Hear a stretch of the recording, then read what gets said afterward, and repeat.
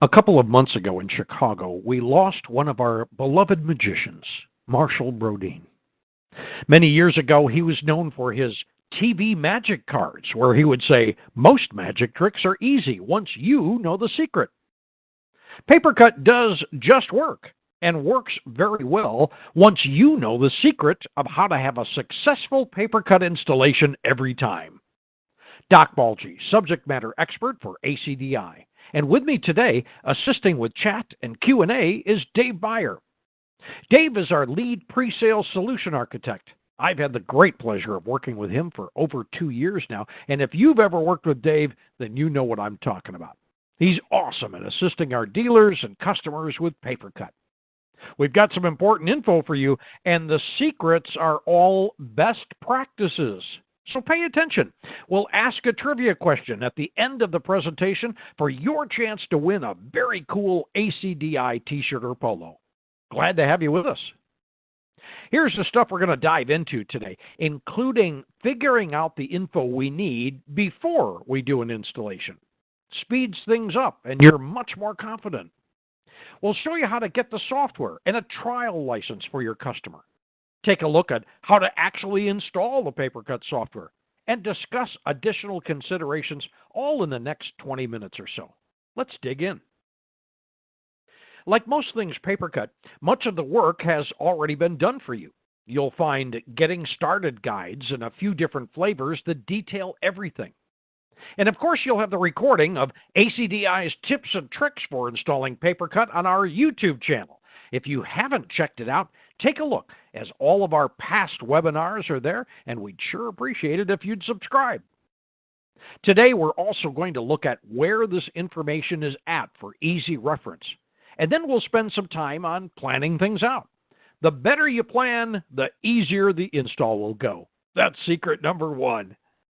When you have everything ready, you can cruise through the actual install and initial configuration quickly and easily, and who wouldn't want that to happen? One thing about PaperCut is that it's not a heavy application. You don't need this and that to get installed or running. You don't have to find other software to get this software going. You don't need a fresh server install. You don't need proprietary ports. Best practice is to install PaperCut on an existing print server, one that already has working print queues. More on that later. Perhaps the IT director that you're working with, or perhaps an RFP, wants you to provide system requirements to them. It's easy. Remember, papercut.com/KB for knowledge base. There's no login needed, no account sign up. Just type in what you need, like system requirements, and there you go. The top article here refers to PaperCut MF, and if you click on that link, you'll have everything you need. Architecture, optional databases. You know, PaperCut comes with a self-contained Apache Derby database, and PaperCut can be installed on Windows, Mac, Linux, Novell, or even hybrid and private clouds. All of this is detailed in these articles. Oh yeah, no need for IIS either, as PaperCut uses Jetty services to push out the pages. Zero config. Also runs on its own version of Java 11 as of version 19. The host OS does not have to have Java running, and there are some sysadmins that will definitely appreciate that. Before installing PaperCut, sysadmins often want to know what type of hardware they need to run a quick and responsive system in their specific environment. There are many variables that come into play, like the number of average and peak users simultaneously using the system, types of jobs, feature sets turned on, embedded applications, and payment gateways. At a maximum, a print server can have 3,200 print queues. However, that would be a lot, and I've never seen that many on a single server. Virtual servers are recommended, as you can easily change CPU, RAM, and storage options. Definitely don't want to skimp on the CPU. Keep in mind what we have here are minimum specs, and you can never have enough RAM. You should always start at 4 gigs and make sure it's reserved, not dynamically allocated. PaperCut uses a quarter of the server's available memory by default, so make sure you have enough. And as to storage, the PaperCut database grows at about 4.5 meg per 10,000 jobs, plus there needs to be some free space for job spooling. The guide displayed here is available on the PaperCut knowledge base and provides guidelines as to when you might need a relational database management system, or RDBMS. Generally, when you're over 5,000 users or so and about 20 printers, then you might want your customer to think about an RDBMS. PaperCut is supported on many systems: MySQL, SQL Server, Postgres, and Oracle, to name a few. The system requirements from the previous slide has a list of all the supported databases. Next up, what type of customer? And by that, there are three templates, if you will, that you can turn on when you install PaperCut: education, corporate, and professional. Now, this has nothing to do with the license that was purchased and everything to do about initial setup. For education, it will create forced duplex and allow you to designate initial credit for students. Professional has the advanced client turned on and ready for use, whereas corporate or business is an open template for you to adjust everything. Having your pricing ready for the printers is an important step to pre-installation. Get this out of the way because it could be a long talk track with your customer. If you know what the values are, then you're ahead of the game and you could just input and go. Now the real important step: print drivers. I can't say this enough. Get the devices on the network and printing as normal before you install PaperCut. This simple step is the most important one that you can do because you'll isolate printing issues right off the bat without PaperCut installed. If printing is working as normal, then PaperCut will work. You know what? Let me repeat that. If printing is working as normal, then PaperCut will work. This is the step that's often missed and can be the cause of things not working correctly. This is so important that we include this info before trial installs, and it's discussed in all the implementation manuals. However, very few do this. Then there might be a problem, and of course, PaperCut is to blame when it probably isn't. If you don't remember anything but this item from today's webinar, you're going to be in pretty good shape. But when you miss this step, it can cause you hours of troubleshooting. So let's repeat it again. If printing is working as normal, then PaperCut will work. It really is that simple. Before you install PaperCut, it's good to know what directory service they're running. While PaperCut will sync with virtually anything, preparation is the key and the point of this webinar. Proper preparation will provide you with a stress-free, successful installation every time. Try it and you'll see. Take note that synchronization with G Suite is possible, and you could even sync with 2 G Suite domains, as was asked me a couple of days ago during an RFP call. Let's talk about Active Directory. One of the problems with using AD is when it's not been properly maintained and you got stuff all over the place. Unfortunately, I've seen that more often than I'd like to admit, and it's nothing you can do since you're not managing their network. Or if you are, then shame on you, but those are the realities. An Active Directory that has been set up correctly will populate fields like department and office in a user profile. Very beneficial when running reports. G Suite, at least at present, does not have those fields or even a field to sync a card or identity number with, so take that into account. A spreadsheet with matching usernames can be used to import that info, and you'll probably want to utilize self-association if they have a contactless card of some kind.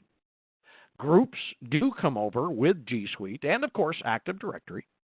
Groups are the best way to manage users in PaperCut. Just remember to turn them on so they're accessible throughout the program. If you've had the directory conversation early enough with the sysadmin, perhaps they'll have some time to clean it up a bit. Of course, new PaperCut licensing will allow for unlimited users, so it's really not a problem anymore. You won't exceed your license count. It just clutters up the interface with objects you don't need. This next topic, shared accounts, only comes into play if you need to charge back prints to clients, projects, or grants, to name a few possibilities. I hear a lot of people wanting to set up shared accounts to bill back to a department like in a school. This would be fine to use if the end user has to choose the department they are billing to, but mentioned earlier, if you're wanting to report on departments or offices that are static, in other words, tied to the user profile, then make sure the info is in the Active Directory fields to populate.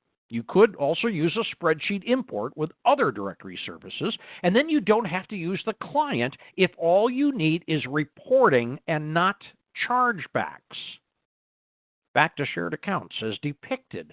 If the use case is that the end user needs to apply a job to different things, like client matters or project codes, then shared accounts is the way to go. A client will need to be deployed at the workstations. That can be done via a login script or group policy.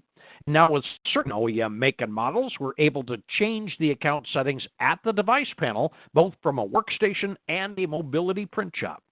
Now, not everyone has this yet, but PaperCut is closing the gap rapidly, so stay tuned to this channel for all of your PaperCut updates.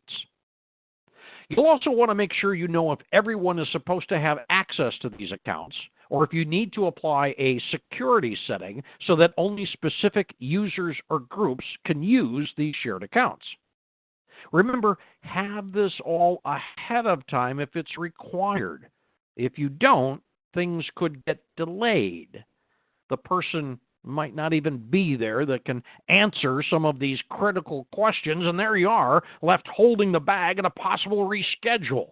Not good for you or your client. Remember, we want successful implementations, so follow the doctor's orders here. Of course, you're going to need software, and the current version of PaperCut is available on the portal as well as all previous builds.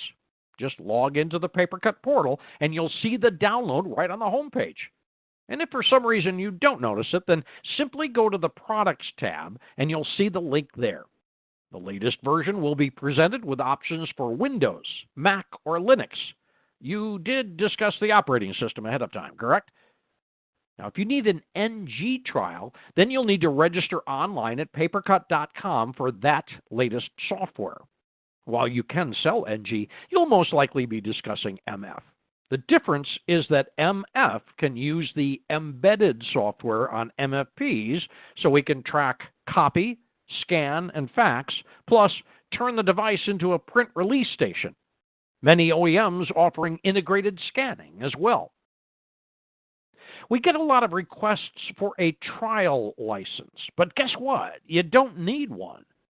Just by installing PaperCut in the customer environment provides a 40-day wide-open trial of PaperCut.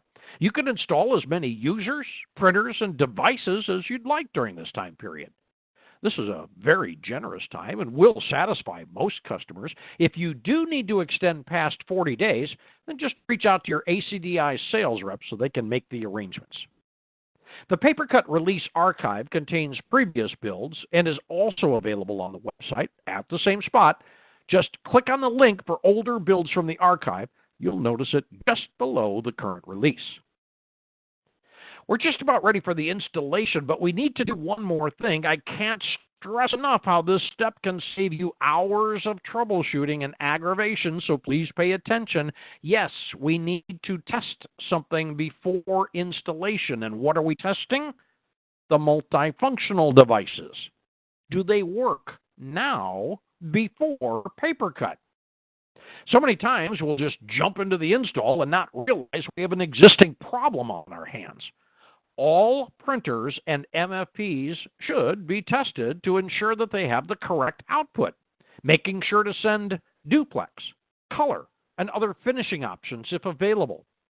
This stress test might also alert you to a corrupt print queue that can cause a long delay when installing PaperCut. I would also take the extra step of having a copier technician on hand to check out firmware. Devices should always be updated to the latest firmware available, as there may be features on the device that integrate with PaperCut with the latest update. I also recommend having a technician on site on the day of install in case a hardware issue comes up. One other item to think about is whether or not there's been another print management system on the device. Care should be taken to completely remove any previous software up to and including reinstalling system software, and that will ensure the device is ready to accept something new without any issues. Now that you follow the doctor's orders here, you are ready for installation and configuration. You know what? This should be a breeze because you've done your preparation, and really should only take about 15 minutes. You'll have the EULA to accept, and then a selection of what you're installing. All of the main PaperCut installers are included in this package. Just use the drop-down to choose what you need.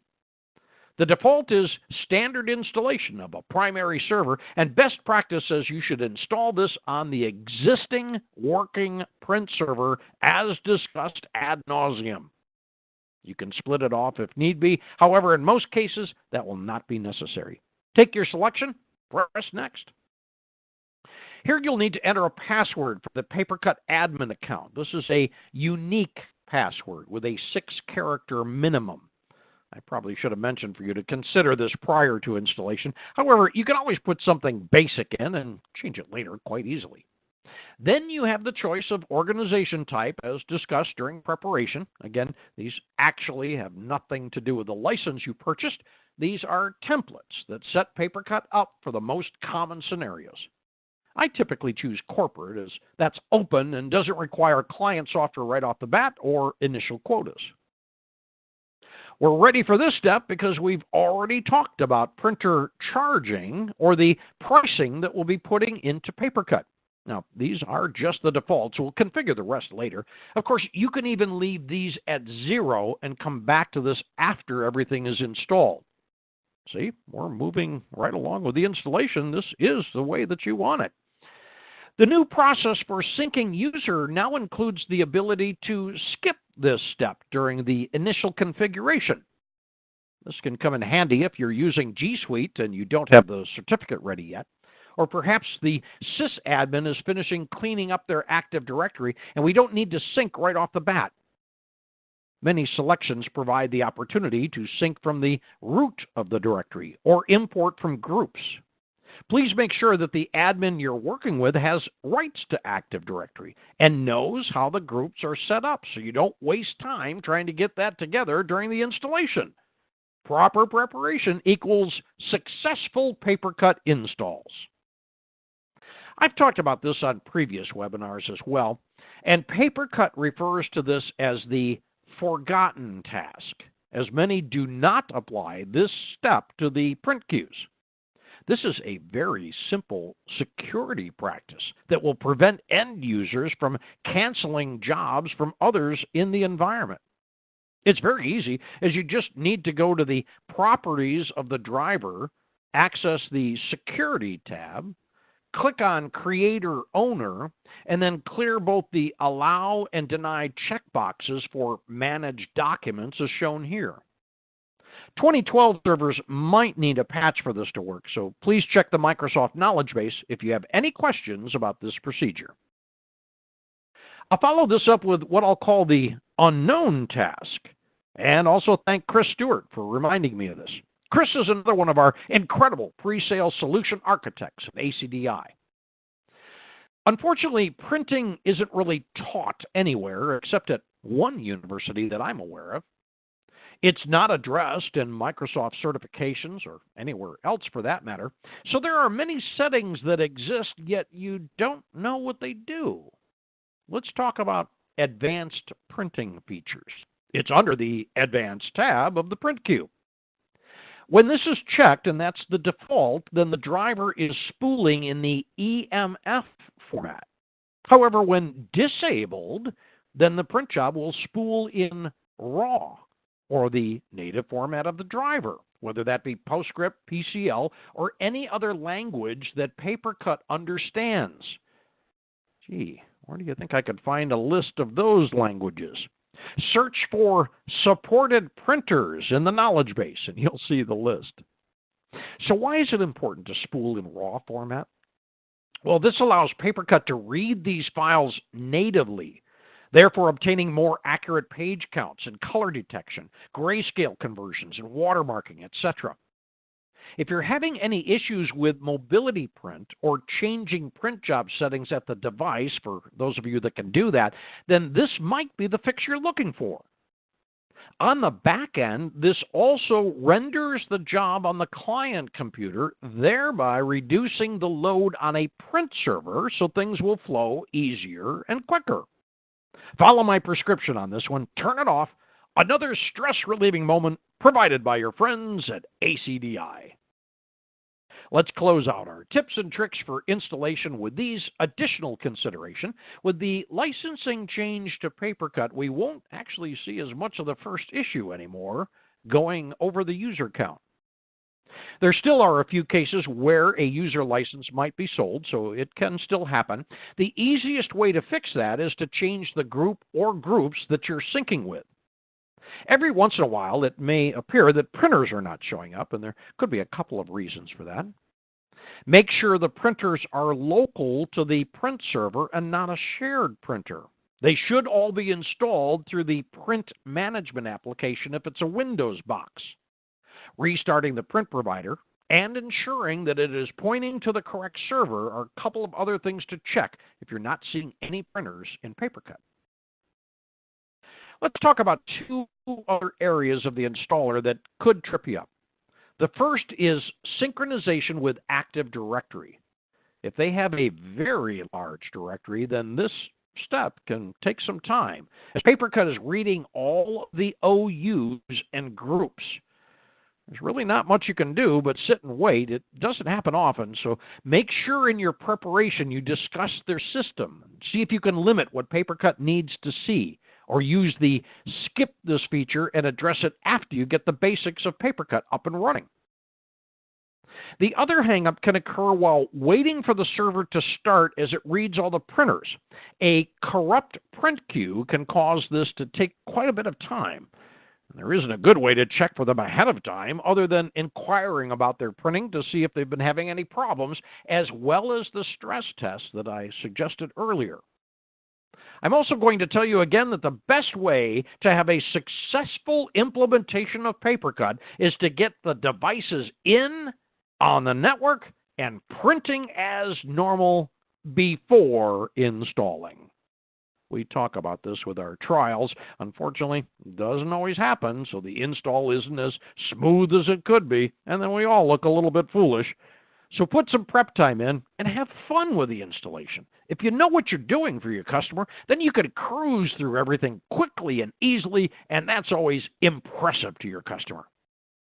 After the installation, if you're having any issues, then you might want to review the Top 10 PaperCut Questions Every Techie Should Know How to Answer webinar from last year.